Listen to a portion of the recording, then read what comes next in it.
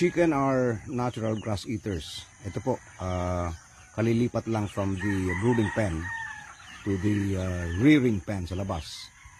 Nag-umpisa na silang kumain ng berdeng damo. Ang tanong, sino nagturo sa kanila na dapat ay kainin yung berdeng damo? Nature po nila. Kailangan talagang makakain ng greens yung mga manok sapagkat kailangan ng katawan nila yan. So, if you notice, yun ang una nilang tinutuka ngayon pagkalipat sa rearing pen.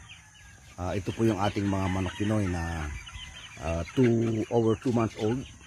And ito yung acclimatization phase before they will be transferred to the free range. Dito muna sila para masanay sila sa init, masanay sila sa lamig, at matuto silang kumain ng green grass before moving to the free range.